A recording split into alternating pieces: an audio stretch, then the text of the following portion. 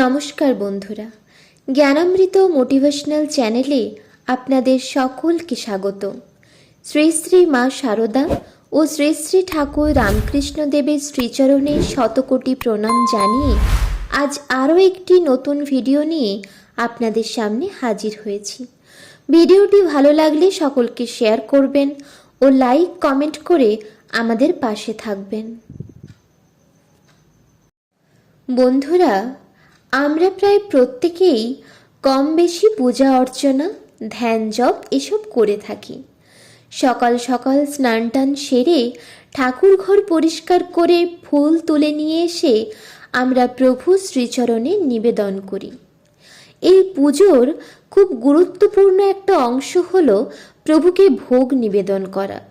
কেউ নকুলদানা, কেউ বাতাসা, চিড়ে, কলা, ফল, কেউ আবার অন্নভোগও দিয়ে থাকেন, যার যেমন ইচ্ছে।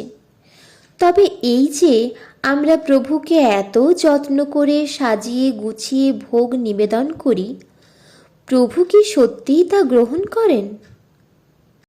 এই প্রসঙ্গে জগজ্জননী শ্রী শ্রী মা শারদার কিছু কিছু কথা আমি আপনাদের সামনে তুলে ধরব, যা থেকে আপনাদের ধারণা স্পষ্ট হবে যে সত্যিই প্রভু ভোগ গ্রহণ করেন নাকি করেন না, আর কি করলে সত্যি সত্যি প্রভু ভোগ গ্রহণ করবেন। তাহলে চলুন জেনে নিই। জগজ্জননী মা শারদা ঠাকুরের দেহত্যাগের পর ঠাকুরের বিগ্রহের সামনে ভোগ নিবেদন করতেন এবং দেখতেন ঠাকুর সত্যি সত্যিই তা গ্রহণ করেছেন বা করছেন। অনেক সময় শ্রী শ্রী মা স্বচক্ষেই ঠাকুরকে দেখতে পেতেন। একবার কোনো একদিন দুপুরবেলায় একজন স্ত্রী ভক্ত ঠাকুর ঘরে ঢুকে দেখলেন মা শারদা ঠাকুরকে ডাকছেন, বলছেন, এসো, খেতে এসো।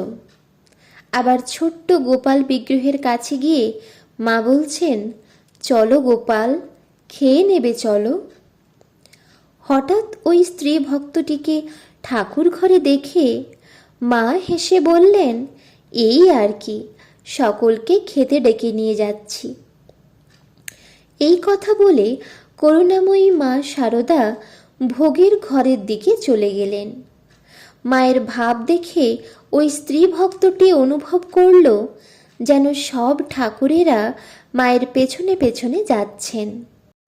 1314 সালে কোনো এক ডাক্তার শ্রী শ্রী মায়ের বাড়ি জয়রামবাটিতে গিয়েছিলেন। তখন তার সেখানে খুব অসুখ হয়।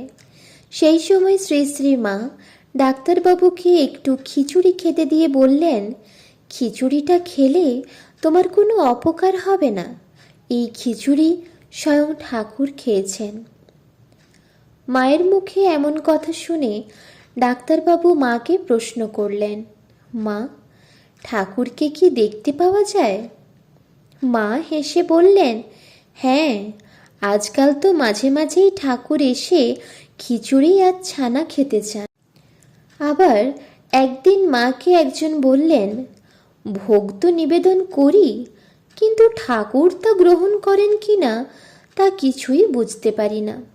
এ কথা শুনেই মা বেশ জোর দিয়ে বললেন, খান বই কি, অবশ্যই খান, প্রাণের ভিতর থেকে নিবেদন করলে প্রভু নিশ্চয়ই খান।